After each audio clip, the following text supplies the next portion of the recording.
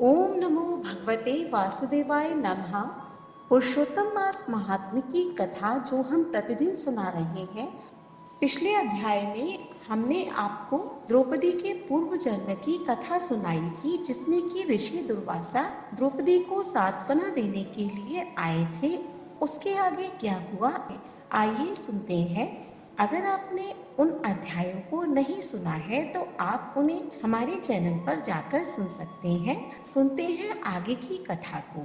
नारद जी बोले, हे तपोनिधे, परम क्रोधी दुर्वासा मुनि ने विचार करके उस कन्या को क्या उपदेश दिया, सो आप मुझसे कहिए।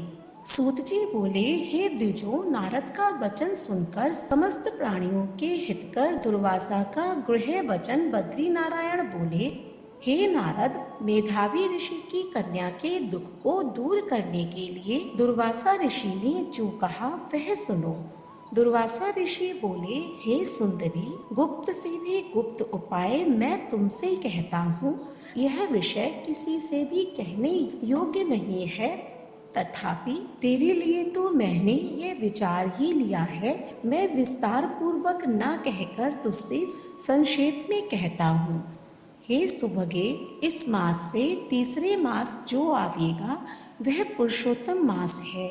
इस मास में तीर्थ में स्नान करके मनुष्य भ्रूण हत्या से छूट जाता है। हे सुंदरी, कार्तिक आदि 12 माहों में इस पुरुषोत्तम मास के बराबर कोई मास नहीं है। जितने मास तथा पक्ष और पर्व हैं वे सब पुरुषोत्तम मास की 16वीं कला के बराबर भी नहीं है। वेदोक्त साधन और जो परमपद प्राप्ति के साधन हैं वे भी इस मास की 16वीं कला के बराबर नहीं है।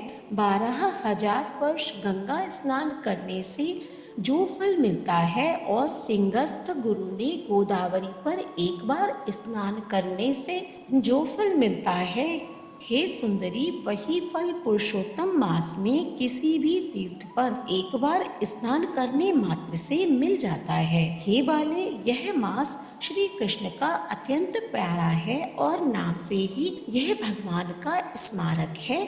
इस मास में पुरुषोत्तम भगवान की सेवा पूजा करने से समस्त कामनाएं सिद्ध होती हैं। अतः इस पुरुषोत्तम मास का तू शीघ्र व्रत कर। पुरुषोत्तम भगवान की तरह प्रसन्नता पूर्वक मैंने भी इस मास की सेवा की है।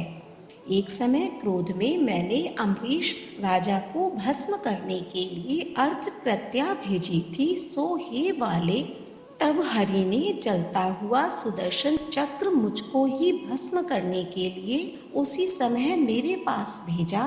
तब पुरुषोत्तम मास के प्रभाव से ही वह चक्र हट गया।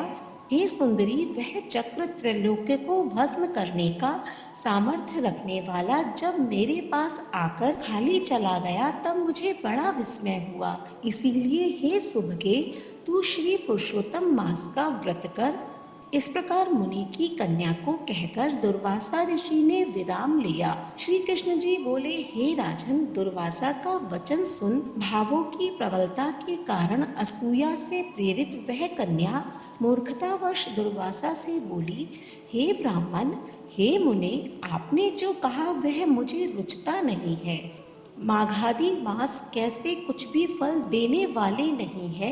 कार्तिक मास कम है ऐसा आप कैसे कहते हैं, सो कहिए। वैशाख मास सेवित हुआ क्या इच्छित कामों को नहीं देता है। सदाशिव आदि से लेकर सब देवता सेवा करने पर क्या फल नहीं देते हैं। अथवा पृथ्वी पर प्रत्यक्ष देव सूर्य और जगत की माता देवी क्या सब कामनाओं को देने वाली नहीं है।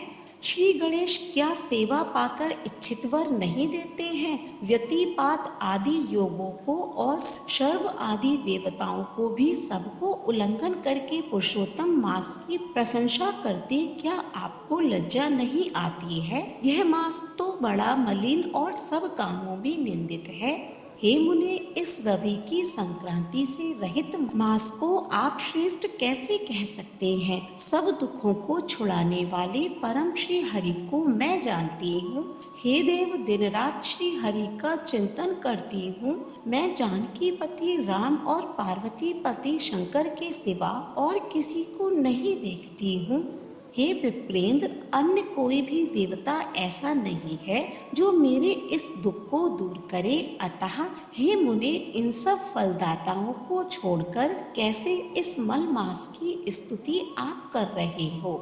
इस प्रकार ब्राह्मण कन्या का कहा हुआ सुनकर दुर्वासा मुनि शरीर से एकदम जाज्वल्यमान हो गए और नेत्र क्रोध से लाल हो गए। इस प्रकार क्रोध आने पर भी कृपा करके मित्र की कन्या को श्राप नहीं दिया और सोचने लगे कि यह मूर्खा है, हित अहित को नहीं जानती है, अभी बुद्धि इसकी पूर्ण नहीं है, पुरुषोत्तम मास के महात्म्य का विद्वानों को भी पता नहीं है, तो थोड़ी बुद्धि वाले पुरुष और विशेष करके कुमारियों को तो कहाँ ही पता होगा।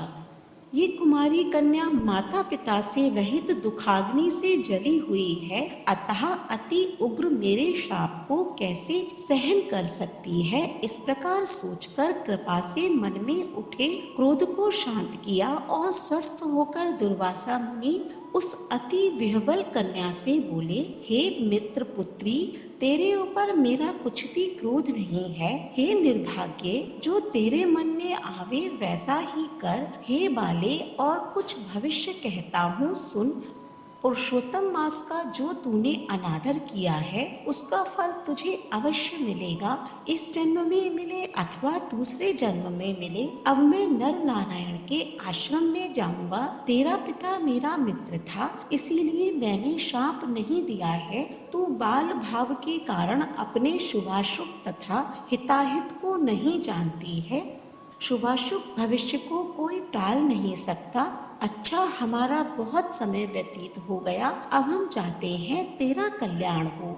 श्री कृष्ण बोले, ऐसा कहकर महाक्रोधी दुर्वासा ऋषि शीघ्र चले गए। दुर्वासा के जाते ही पुरुषोत्तम की उपेक्षा करने के कारण कन्या निष्प्रभा हो गई। तदंतर बहुत देर तक कन्या ने सोच विचार करके यह निश्चय किया कि देवताओं के भी देवता तत्काल फल देने वाले पार्वती पति शिव की तप द्वारा आराधना करूंगी। हे नृप, मेधावी ऋषि की कन्या ने मन से इस प्रकार निश्चय करके अपने आश्रम में ही रहकर भगवान शंकर के कठिन तप करने को तत्पर हो गई। सूत जी बोले, बहुत फलों के दाता लक्ष्मीपति को और वैसे ही सावित्री पति ब्रह्म को छोड़कर एवं दुर्वासा के प्रबल वचन की निंदा कर वह ऋषि कन्या अपने आश्रम में ही अंधक को मारने वाले शंकर की सेवा के लिए तत्पर हो गई। इति श्री वृन्नारदीये पुरुषोत्तम मास महात्म्ये 10वां अध्याय हरिशरणम। जय जय श्री राधे। अगले अध्याय का श्रवण करने के लिए हमारे चैनल को सब्सक्राइब करें। आज की कथा पसंद आई हो तो कमेंट बॉक्स में ओम नमो भगवते वासुदेवाय नमः अवश्य लिखें। धन्यवाद।